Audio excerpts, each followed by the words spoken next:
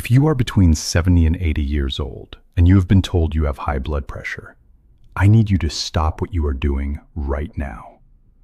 Put down the remote, close the other tab, because what I'm about to tell you in the next 20 minutes could be the most important health conversation you have had in years. And I mean that without a single ounce of exaggeration. Here is the hard truth that almost nobody in medicine will say out loud. High blood pressure in your 70s is not just a number on a chart that your doctor scribbles into a file and monitors once every 3 months.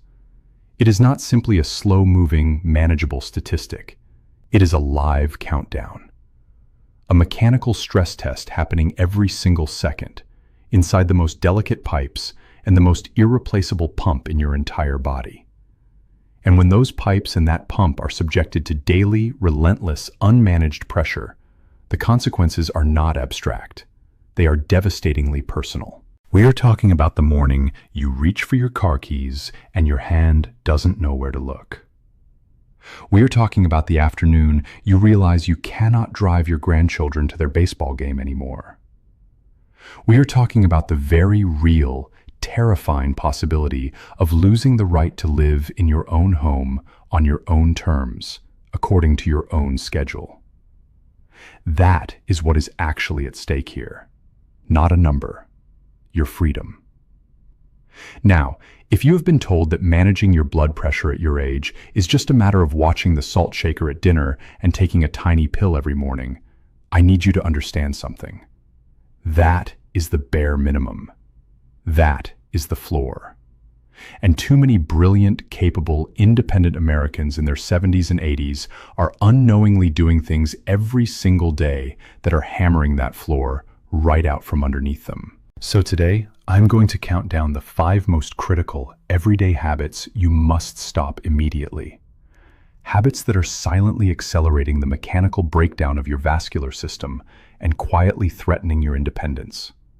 And I promise you, we are going to skip the lazy, surface-level advice you have heard 1,000 times. I am not here to tell you to stop sprinkling salt on your eggs. We are going much, much deeper than that. Before I get into this countdown, I want to ask something of you. Look directly below this video right now. In the comments section, I want you to tell me your exact age and type the word independence in all capital letters. We are building a community health tracker here, and I am developing a full protocol document, a detailed guide based specifically on the patterns I am seeing from viewers in the 70 to 80 age range. Type independence and your age, and when that document is ready, you will be among the first to receive it. All right, let's get into it, starting with number 5. Number 5 on our countdown, and this one is going to sting a little for some of you. You are trusting a rushed appointment to give you a complete picture of your vascular health, and it is leaving a dangerous blind spot wide open. Here is what I mean. The standard 15-minute, insurance-driven checkup was never designed for the complexity of what happens inside a 74-year-old cardiovascular system. Your doctor walks in, a nurse wraps a cuff around your arm, you get a systolic and diastolic number, and if it is somewhere in a broadly acceptable range, everybody exhales and moves on. But here is what that snapshot almost never tells you: how stiff your actual blood vessel walls have become. Think of it this way. Imagine the pipes running from your water heater to your faucet. When they are brand new, they are made of flexible rubber. They absorb pressure. They stretch slightly when water surges through. They protect everything downstream. Now imagine those same pipes, after decades of use, slowly transforming from supple rubber into stiff, brittle glass. The water pressure can read exactly the same on the gauge at the main valve, but the physics happening inside those glass pipes is completely different. The walls cannot absorb any surge. Every beat of your heart sends a pressure wave crashing through a system that has lost its ability to cushion the blow. This phenomenon is called arterial stiffness, and research published over the past 2 decades, including data from landmark aging cohort studies like the Framingham Heart Study, has shown that arterial stiffness is one of the most powerful independent predictors of cardiovascular events and cognitive decline in adults over 65. Meaning, your blood pressure reading on its own does not tell the whole story. What I want you to do is go back to your doctor, not to challenge them, but to partner with them, and specifically ask 2 questions. First, has anyone measured my pulse wave velocity or assessed my arterial flexibility? And second, is my blood pressure showing any unusual patterns overnight or in the early morning hours? These are legitimate, evidence-based clinical questions, and asking them can open doors to a far more complete picture of your vascular age. The number on the cuff is just the beginning. Moving on to number 4, and this one lives in your grocery cart, your refrigerator, and your pantry, and it is rusting your blood vessels from the inside out. I am not talking about table salt. I'm talking about 2 specific categories of ingredients that are now buried in the vast majority of packaged, shelf-stable, and restaurant-prepared foods. Ingredients that trigger a process inside your arteries that I want you to think of as systemic rusting. The first is industrial seed oils. These are the heavily refined, chemically extracted vegetable oils, corn oil, soybean oil, cottonseed oil, sunflower oil, that became dietary staples in America from the 1960s onward. When these oils are processed at high heat during manufacturing, they generate compounds called oxidized lipids. When those oxidized lipids enter your bloodstream, they do not travel through quietly. They embed themselves in the inner walls of your arteries, setting off an inflammatory alarm cascade that your immune system responds to by trying to patch and harden the area. Over time, this hardens and narrows the very pipes that your heart depends on to do its job. The second ingredient is high fructose corn syrup. And before you think you avoid it because you do not drink soda, check your bread, your salad dressing, your canned tomatoes, your flavored yogurt, your pasta sauce.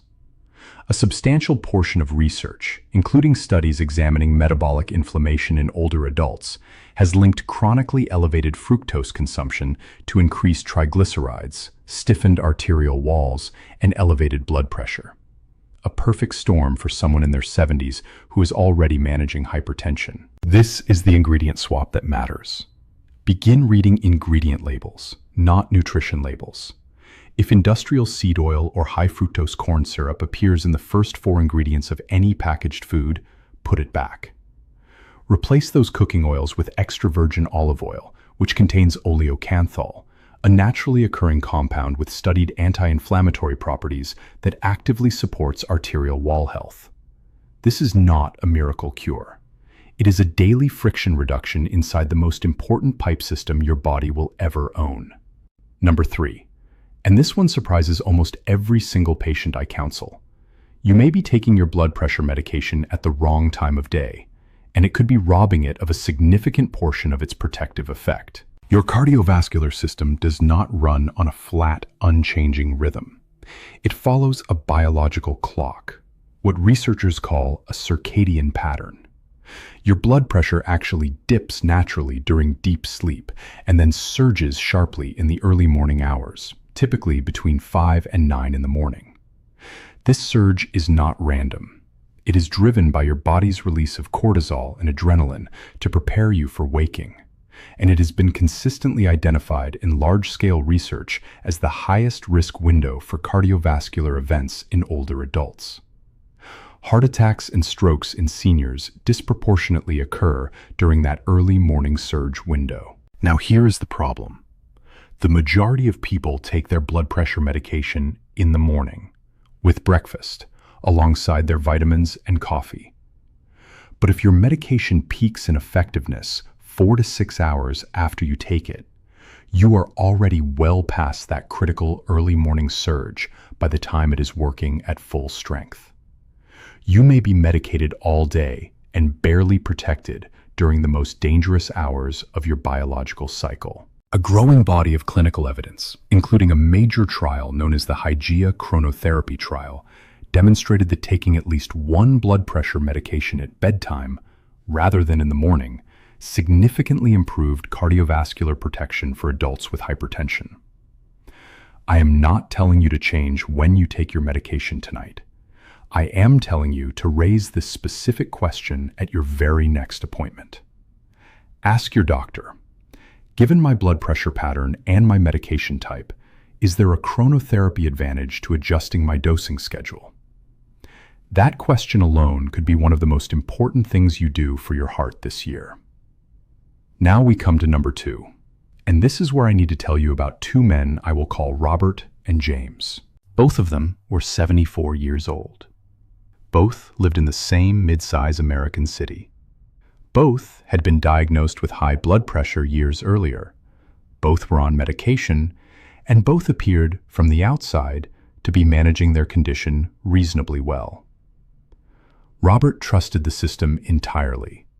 He went to his appointments, took his pill in the morning, and lived his life.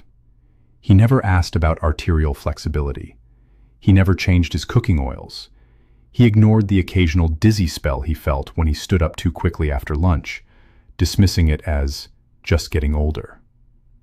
He told his wife the afternoon fatigue was probably the weather, or maybe he needed better sleep. James, on the other hand, started paying attention to those subtle signals. The afternoon dizziness, the moments of brief visual blurring, the occasional sense that he had lost a word mid-sentence. He mentioned each one to his doctor. His care team discovered that James was experiencing what is sometimes called orthostatic hypotension, sudden drops in blood pressure when moving from sitting to standing, which, in a person with underlying arterial stiffness, can temporarily starve the brain of oxygen in precisely those fragile microvascular networks. Robert had a stroke at 77. He survived, but he never drove again. He moved in with his daughter. He will tell you himself, quietly, when the house is empty, that the thing that took his independence was not the stroke. It was the years of slow, unheard signals that he chose not to hear. James is 84 years old today. He drives himself to the farmer's market every Saturday. He does his own yard work. He walks 2 miles 4 days a week. He is not some genetic outlier. He is a man who learned to listen to his own body. The signals that James caught, sudden dizziness when standing, brief afternoon cognitive fog, an unusual sense of pressure behind the eyes, these are not quirks of aging to be shrugged off. They are your body's engineering alerts. Your vascular system knocking on the dashboard. Do not wait for the check engine light to become a smoking engine. Make a list of every unusual sensation in the next 2 weeks. Bring that list to your next appointment. Your doctor cannot respond to what you do not report. And now we arrive at number 1, the single most dangerous mistake you may be making, the habit that most directly accelerates your risk of losing cognitive function, motor control, and ultimately your ability to live independently. You are allowing your blood pressure to remain chronically uncontrolled during sleep, and it is silently eroding the smallest, most irreplaceable blood vessels in your brain. Here is the biology, and I'm going to make it viscerally simple. Your brain is not one large organ demanding a large artery. It is an intricate network of billions of microscopic capillaries, vessels so fine they are measured in micrometers, and these capillaries are responsible for delivering oxygen and clearing metabolic waste from every single neuron you have spent 7 or 8 decades building. They are the most delicate infrastructure in your entire body. When your blood pressure remains elevated through the night, a pattern called non-dipping hypertension, where the natural overnight drop does not occur, those delicate brain microvessels are subjected to continuous, unrelenting pressure, night after night, year after year. Over time, the walls of those microvessels thicken and narrow in self-defense. They begin to leak. They begin to collapse. The neurological term for the cumulative damage is cerebral small vessel disease, and research consistently links it to progressive cognitive decline, memory loss, slowed thinking, reduced executive function, as well as to the miniature strokes, called lacunar infarcts, that accumulate silently and go completely undetected until the damage is already done. And here is what makes this the number one threat. It happens while you are asleep. You feel nothing. There is no pain. There is no alarm. The only way to know whether your blood pressure is staying elevated through the night is to monitor it, specifically with a validated home blood pressure monitor or a 24-hour ambulatory blood pressure monitor that your doctor can prescribe. If you do not know what your blood pressure is doing between midnight and 6 in the morning, you are flying a plane without instruments through the most dangerous part of the flight. This is what I want you to do, and these are steps you can begin immediately, after discussing them with your physician. First, invest in a clinically validated home blood pressure monitor. Omron and Withings both produce models validated by independent organizations. Take readings at consistent times, morning before medication and at night before bed. Log them. Bring that log to your next appointment. Second, begin incorporating natural nitric oxide support into your daily nutrition. Nitric oxide is the molecule your blood vessel walls use to signal relaxation and expansion.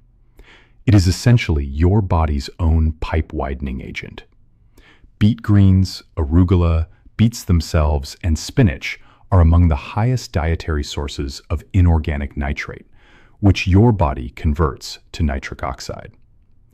Research published in journals including Hypertension and the American Journal of Clinical Nutrition has shown measurable reductions in blood pressure in older adults who increase dietary nitrate intake consistently.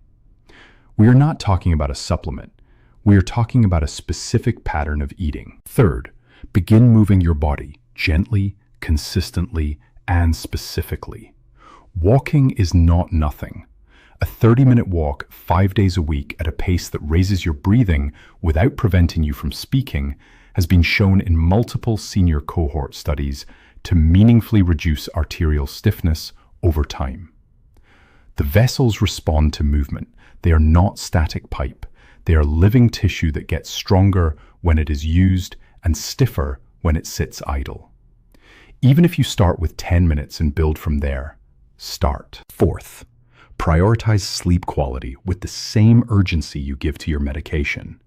Sleep fragmentation, repeatedly waking during the night, is one of the mechanisms that disrupts the overnight blood pressure dip and keeps your system in a state of low-grade sympathetic activation.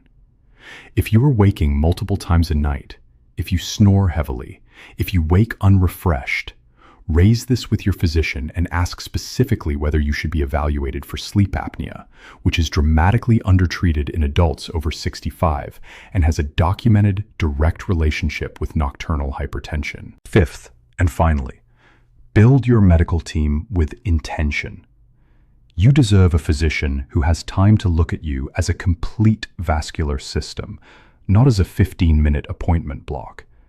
If your current practice does not allow for that depth of conversation, you have every right to seek out a cardiologist, an internist who specializes in geriatric medicine, or a functional medicine physician who will sit with you and examine your full vascular picture. This is not an act of disloyalty to your current doctor. It is an act of loyalty to yourself. Your blood pressure numbers are not a verdict. They are data. And data is only useful if you know what to do with it. Now, before I let you go, I need to make a direct request of you. And I mean this with complete sincerity. If the information in this video felt different from what you normally hear about blood pressure management, if something here made you feel seen, or made you think of someone you love who needs to hear it, please hit the subscribe button right now and turn on the bell notification. This channel is not built on algorithms and sensationalism. It is built on depth, on evidence, and on the belief that Americans in their 60s, 70s, and 80s deserve better than the passive, surface-level health content the internet keeps serving them. When you subscribe with the bell on, you ensure that what I produce actually reaches you, instead of getting buried under content that prioritizes clicks over lives. This is your health we are talking about. You should be in control of what reaches you. The conversation we had today, The arterial stiffness, the hidden dietary saboteurs, the chronotherapy question, the early warning signals, and the silent overnight damage. This is just the foundation. In upcoming videos, we are going to go even deeper into the specific nutritional and lifestyle protocols I use with my most challenging patients, including the surprising role that magnesium timing plays in overnight blood pressure regulation, and the one gentle resistance exercise that longitudinal data shows may actually reverse measurable arterial stiffness in adults over 70. You came here because you care about your independence, because you want to drive your own car, sleep in your own bed, and make your own choices for as many years as your body will allow. That is not a small wish. That is everything. And it is absolutely within reach. If you start making the right decisions today, with the right information, guided by real biology and real evidence, you are not just managing a number. You are managing your life. I'm Dr. David Thompson. I'll see you in the next video.